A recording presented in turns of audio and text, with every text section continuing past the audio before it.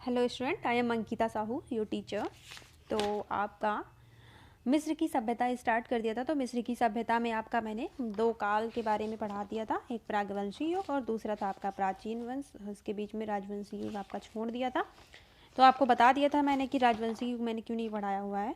खैर वो मैं आपको 2-3 बार बता चुकी हूँ। तो प्राचीन राजवंश आपका चल रहा था और प्राचीन राजवंश में जो है थोड़ी सी चीज़ें आपको जो बाकी रह गई थी वो भी बता दी थी मैंने।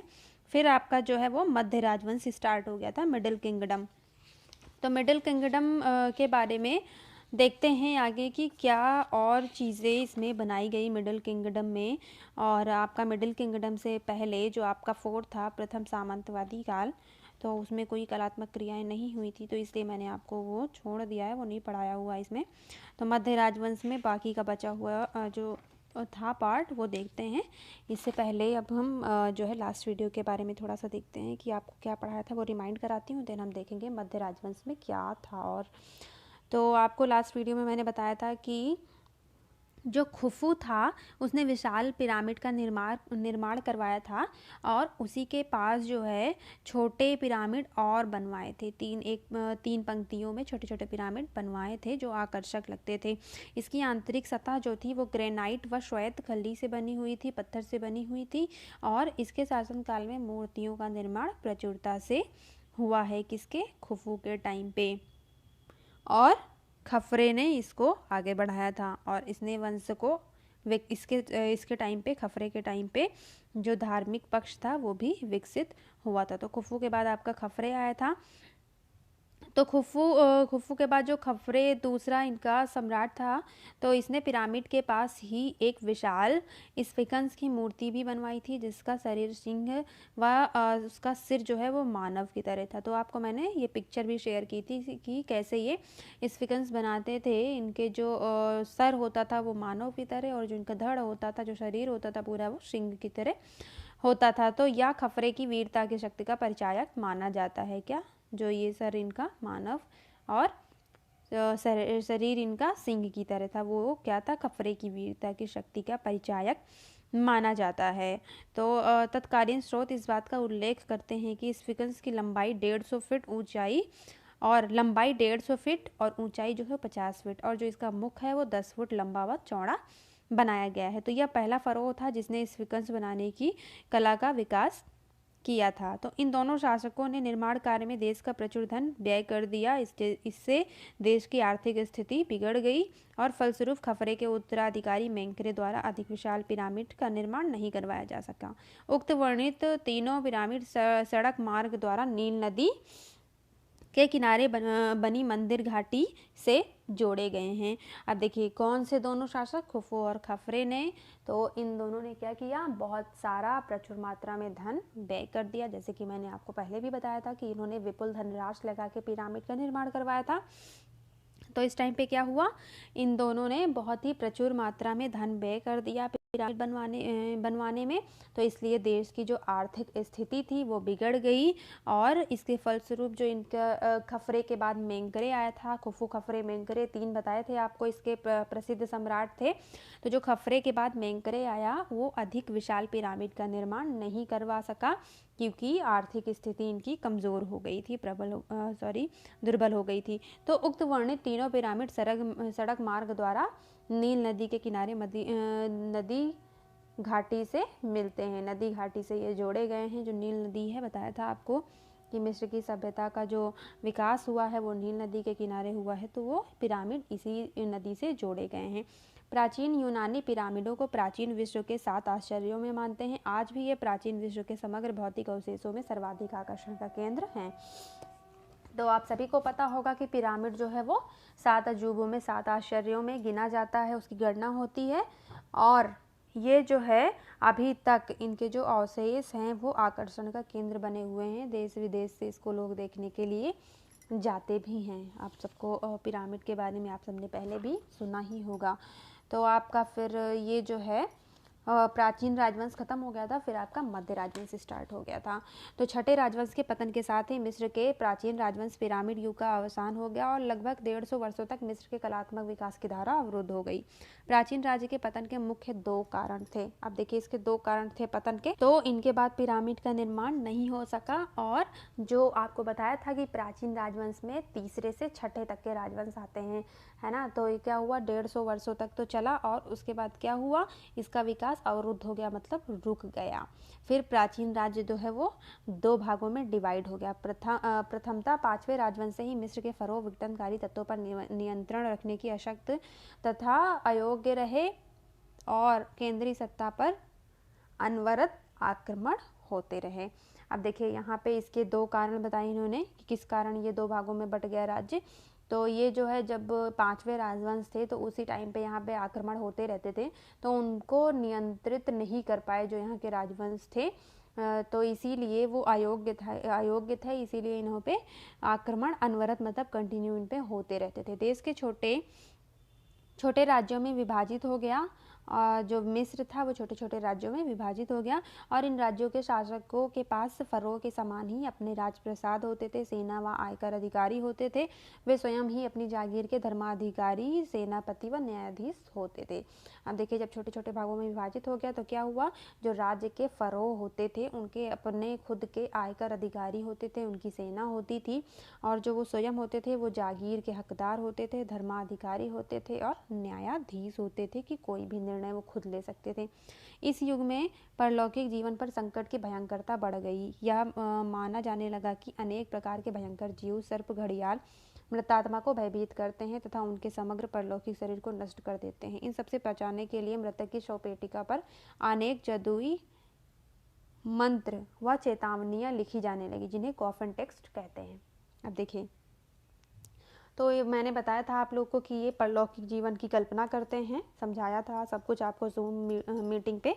तो क्या हुआ, ये मानते थे कि जो उनकी मृत आत्मा होती है उनको नुकसान पहुंचाते हैं या फिर उनसे संकट होता है, किससे, भयंकर जीवों से जिनमें सर्प और घड़ियाल होते हैं। तो ये क्या करते थे, जो शव पेटिका होती थी जिसमें मृतक शरीर को रखा जाता था, तो उस पेटिका के ऊपर ये टेक्स्ट लिख देते थे, कुछ उस पर चेतावनियाँ और कुछ जादुई मंत्र लिखते थे, जिससे इनको लगता था कि यह मृतक शरीर बिल्कुल सुरक्षित है, सेफ है। तो उसको क्या कहा जाता था, कॉफन टेक्स्ट कहा जाता था। अब आगे देखते हैं कि क्या है इसमें मध्य राजवंश में। मध्य युग का 12वां राजवंश प्रगति का केंद्र बिंदु था। इस समय में प्रशासनिक कुशलता, संपन्नता, कलात्मक प्रगति, सांस्कृतिक उत्कर्ष का क्रम चलता रहा, जिसके कारण इतिहासकारों ने राजवंश के शासन को श्रेष्ठ युग या स्वर्ण युग की संज्ञा दी है। अब देखिए जो मध्य युग का 12वां राजवंश था, तो ये जो है 5वां और 6ठा राजवंश जब था तब यहाँ पे आक्रमण बहुत होते रहते थे, लेकिन अब जब 12वां राजवंश स्टार्ट हुआ तो ये प्रगति का केंद्र बिंदु था, मतलब इस टाइम पे विकास स्टार्ट हो गए थे और इस समय प्रशासनिक कुशलता, संपन्नता, कलात्मक प्रगति, सांस्कृतिक उत्कर्ष का क्रम चलता रहा और इन सभी का विकास होता रहा। किसका, संपन्नता का, कलात्मक प्रगति का, सांस्कृतिक का उत्कर्ष होता रहा। तो ये सारी चीज़ें क्रम में चलती रही, जिसके कारण इतिहासकारों ने राजवंश के शासन को श्रेष्ठ युग या स्वर्ण युग की संज्ञा दी है। तो इस टाइम को 12वें राजवंश के टाइम पीरियड को ये लोग श्रेष्ठ युग कहते हैं या फिर स्वर्ण युग की संज्ञा देते हैं। हिक्सास आक्रमण के फलस्वरूप मिस्र में कुछ मौलिक परिवर्तन हुए, जिससे स्पष्ट है कि मिस्रवासी हिक्सास जाति के ऋणी थे। अब देखिए हिक्सास आपको इससे पहले भी बताया हुआ है मैंने, जब आपका सुमेर अक्काद चल रहा था उसमें भी जो है इनका आक्रमण होता रहता था हिक्सास जाति का। तो हिक्सास आक्रमण मिस्र में भी हुए थे, जिनके कारण मिस्र में बहुत सारे परिवर्तन देखने को मिलते हैं। तो ऐसा अनुमान लगाया जाता है कि जो मिस्रवासी थे वो हिक्सास जाति के ऋणी थे, मतलब उनके ऊपर उनका कोई कर्ज था हिक्सास जातियों का मिस्र वालों के ऊपर। मिस्र में हिक्सास जाति के संपर्क में आने के बाद इस्तर देवी की पूजा होने लगी और उसका चित्रित किया जाने लगा। युद्ध कला में रंग के आगमन में क्रांतिकारी परिवर्तन ला दिया। अब देखिए जो हिक्सास जाति के संपर्क में आया, जब इनका आक्रमण होता रहता था तो मिस्रवासी जब हिक्सास जाति से संबंधित हुए, संपर्क में आए, तो ये क्या स्टार्ट हुआ, स्तर देवी की पूजा होने लग गई। जो स्तर देवी जिनको हिक्सास लोग मानते थे, है ना। तो फिर इन्होंने क्या किया, युद्ध कला में रंग के आगमन में क्रांतिकारी परिवर्तन ला दिया। मतलब युद्धों के साथ साथ कलाकृति भी सम्मिलित हो गई मिस्र में और बहुत ही क्रांतिकारी परिवर्तन हुआ। हिक्सास जाति ने मिस्र को अपने बाहुबल से जीता और उसी देश में नागरिक भी बन गए। मिस्र की संस्कृति का रंग उनमें गहनता से व्याप्त हो गया। अब देखिए, हिक्सास जाति आक्रमण तो करते ही रहते थे, फिर उन्होंने क्या किया, उसको जीत लिया। किसको, मिस्र को। फिर ये वहीं के नागरिक भी बन गए हिक्सास जाति, और मिस्र की जो संस्कृति थी उनके रंग में रंग गई या उनमें गहनता से व्याप्त हो गई। इनके 200 वर्षों के शासन के फलस्वरूप आपसी मतभेदों को भुलाकर अंधकार का युग समापन हुआ और साम्राज्यवादी युग की स्थापना के लिए सुनिश्चित मार्ग प्रशस्त हुआ तथा 18वें राजवंश के रूप में मिस्र का स्वदेशी शासन प्रारंभ हो गया। अब देखिए, इनके 200 वर्षों के शासन के, किसके, हिक्सास जाति ने यहाँ पे 200 वर्षों तक लगभग शासन किया। तब क्या हुआ, इनके जो आपसी मतभेद थे, जो मिस्रवासी थे और जो हिक्सास जाति के लोग थे, उनके जो मतभेद थे उन सबको भुला दिया। और क्या हुआ, अंधकार का युग समाप्त हो गया। जो दोनों विरोधी दल रहते थे, मिस्र के वासी और हिक्सास जाति के, तो उनका अंधकार का युग समाप्त हो गया और साम्राज्यवादी युग की स्थापना हो गई। तो क्या हुआ, इससे सुनिश्चित मार्ग प्रस्तर हुआ और 18वें राजवंश के रूप में मिस्र का स्वदेशी शासन प्रारंभ हुआ। तो यहाँ पे एक अलग तरीके से इनका खुद का शासन पूरे मिस्र में प्रारंभ हो गया। कब, 18वें राजवंश के रूप में साम्राज्यवादी काल कहा जाता है। तो अब देखते हैं 18वें राजवंश के टाइम पे साम्राज्यवादी काल में क्या हुआ और क्या क्या चीज़ें यहाँ पे नई कलाकृतियाँ आई। साम्राज्य काल, न्यू किंगडम, ठीक है। तो ये देखते हैं 1552 से 1069 तक। ahmose प्रथम द्वारा संस्थापित 18वें राजवंश के साथ ही मिस्र के इतिहास में प्रथम साम्राज्य की स्थापना हुई या प्रारंभ होता है। तो जो ahmose प्रथम है, इसने ही ये 18वें राजवंश का सबसे पहला जो है सम्राट माना जाता है। और यहाँ पे जो है प्रथम राजवंश की जो स्टार्टिंग हुई वो ahmose प्रथम से मानी जाती है। हिक्सास शासन के पतन उपरांत उनके हृदय में साम्राज्य निर्माण करने की बलवती अभिलाषा ने जन्म लिया। फलस्वरूप साम्राज्य के शासकों ने साम्राज्य विस्तार किया, जिससे उन्हें अपार सफलता भी मिली। अब देखिए, जब हिक्सास शासन का पतन हो गया धीरे धीरे, तो क्या हुआ, उसके उपरांत उनके हृदय में साम्राज्य निर्माण करने की बलवती अभिलाषा ने जन्म लिया। उनका जो जब हिक्सास शासन का पतन हुआ, तो जो मिस्रवासी थे, तो उनके मन में क्या हुआ, साम्राज्य निर्माण करने की जो है अभिलाषा ने जन्म लिया। उनमें जो है विकास करने की जो चीज़ें थी वो उत्पन्न हुई। तो क्या हुआ, फलस्वरूप साम्राज्य के शासकों ने साम्राज्य विस्तार किया। जो इसके शासक थे उस टाइम पे साम्राज्य के, उन्होंने क्या किया, अपना साम्राज्य और बढ़ाया, विस्तार किया उसका, जिसमें उनको बहुत सफलता प्राप्त हुई इनके साम्राज्य को बढ़ाने में। अल्पकाल में ही 18वें राजवंश के शासकों ने विभिन्न प्रदेशों को जीतकर मिस्री राज्य को प्रथम साम्राज्य में परिवर्तित कर लिया और यही कारण है कि इस युग का साम्राज्य युग कहा जाता है। तो क्या हुआ, अल्पकाल मतलब बहुत ही कम समय में ही 18वें राजवंश के जो शासक थे, अभी बताया मैंने ahmose प्रथम, तो इनके साथ साथ और भी लोग थे, तो सबने क्या किया, विभिन्न प्रदेशों को जीत लिया और जो मिस्री राज्य को प्रथम साम्राज्य के रूप में परिवर्तित कर दिया। इन्होंने जीत कर उन सबको साम्राज्य के रूप में, प्रथम साम्राज्य के रूप में परिवर्तित किया और इसीलिए इस युग को क्या कहा जाता है, साम्राज्य युग कहा जाता है, द एज ऑफ एम्पायर। अमेनोफिस तृतीय के शासनकाल में बनी मूर्तियाँ भी अपनी उत्कृष्टता के लिए प्रसिद्ध हैं। इस समय बनी मूर्तियों में मानव जीवन के विभिन्न पक्षों एवं मनोवृत्तियों का सुंदर अंकन हुआ है, जिनमें सूक्ष्मता तथा विविधता का सुंदर सम्मिश्रण है।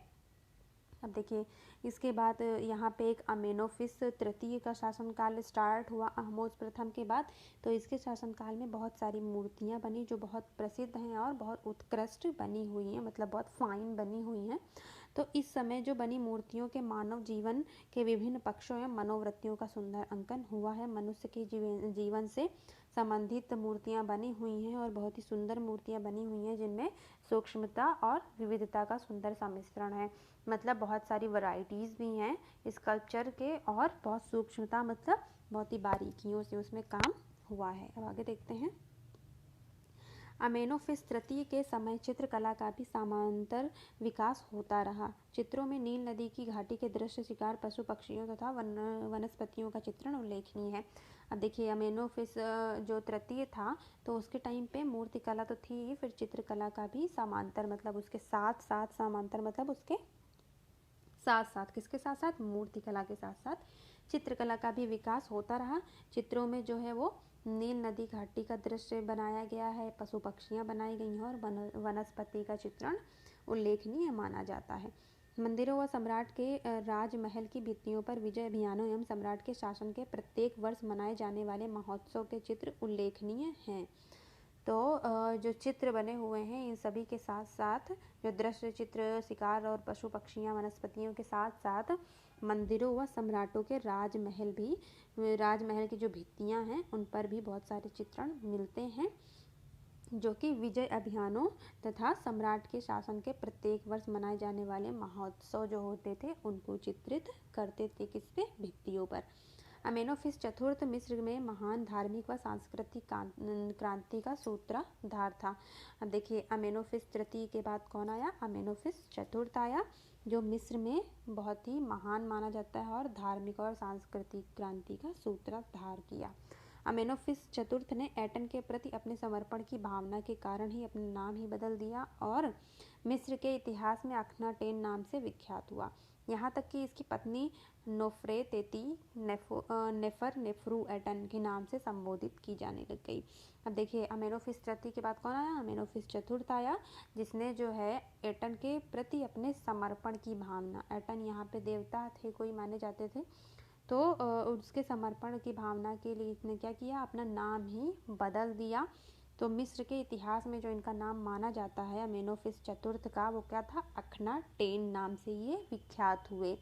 और इनकी जो बीवी थी, इनकी जो पत्नी थी नोफ्रेतेती, उसने क्या, नेफर-नेफ्रू एटन, ये नाम इसने रख लिया और इसी नाम से संबोधित की जाने लगी। तो दोनों ने अपना नाम चेंज कर लिया था, अखनाटेन हो गया था और इनकी बीवी नोफ्रेतेती थी, उनका नेफर-नेफ्रू एटन नाम हो गया था। तो आपको इस वीडियो से रिलेटेड अगर कोई चीज़ नहीं समझ में आ रही हो तो मुझे मैसेज करें या फिर मेरे साथ जूम मीटिंग पर डिस्कस करें। Thank you.